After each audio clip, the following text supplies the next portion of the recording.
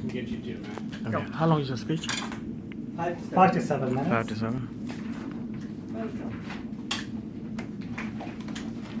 Mr. President, fellow Toastmasters, honored guests, welcome to Matthew's second speech. The title of my speech is How to be a Doctor in 6 Minutes. For the speech purposes, I will use the word doctor to indicate a physician. And it's going to be an organized speech, not a haphazard one. How many of you guys know what do we need to do in order to be doctors? Any ideas? Get an MD. Excellent. The answer is very simple. Join a medical school. The number of years needed vary. In my country, Syria is 6 years. United States is 4. Instead of 6 or 4 years, I will let you know how to be a doctor in just 6 minutes and 6 steps. The first and easiest way to be a doctor is to start calling yourself a doctor from the beginning. I didn't want to call myself a doctor when I started medical school, but my parents did. They actually started calling me a doctor when I was a child. My mom kept saying, "Oh Matt, you're always on top of your class and you want to be a doctor in the future, so why don't we call you a doctor from now?" I grew up and I enjoyed medical school. At that time, many others started to call me a doctor. They also started to ask me those nonsense medical questions like, "My back hurts, do I have cancer?" I said to myself, if everyone calls me a doctor and I'm already a student doctor, so why don't I call myself a doctor from the beginning? The next step was to dress like a doctor. So I purchased my lab coat and my stethoscope and started wearing them from the first day. Same with my fellow students. With time, we realized that wearing a lab coat all the time is not very comfortable, especially in summer. It's the same for the stethoscope. We didn't use it too much in our first years.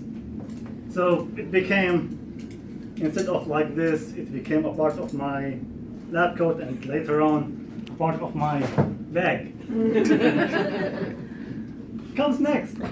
The thing that I spent 5 minutes doing. Wear a tie, which gives you prestige. With time, we will learn 3 things about ties. They are used in vascular surgeries. They carry more bacteria than your shirt. And the more time you spend in medical school, the longer and thicker your tie will be. Comes next. Look like a doctor outside the hospital. Buy and carry as many books as you can. Read, and read. Make everyone around you feel that you're really a good doctor. Spend your days in the libraries. You don't need to study there all the time, because libraries are also a good place if you're looking for a quiet environment to have your lunch and enjoy free Wi-Fi. Comes next. Prepare to meet your patient. Your lab coat comes with pockets for a reason. Not only to store your breakfast bar in. Be ready to store thousands of sheets of paper, dozens of pens, and don't forget your student manual, just in case someone asks you a medical question. Because you never know when your memory will shut down. The last and the most important part is to meet your patient. Dress nicely. Make sure you're wearing your badge. Knock on the door. Enter the room. "Hello, Mr. Smith. This is Dr. Seth, physician here today.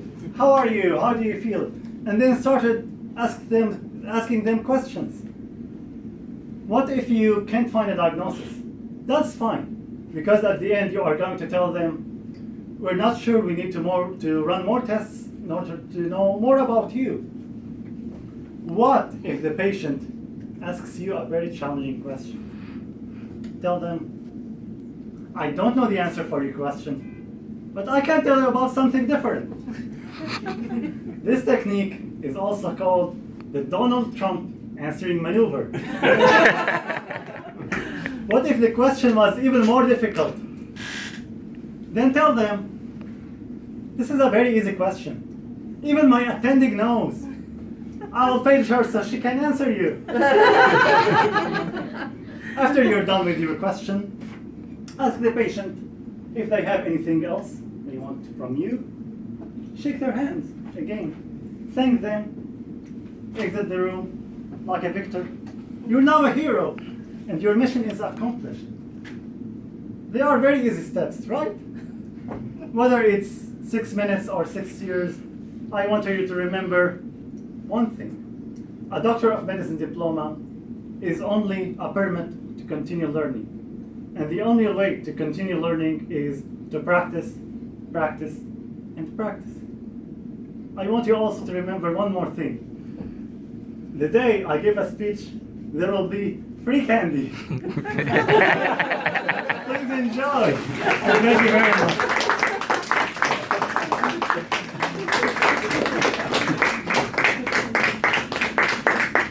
Thank you, Matthew, for your second speech, and everyone is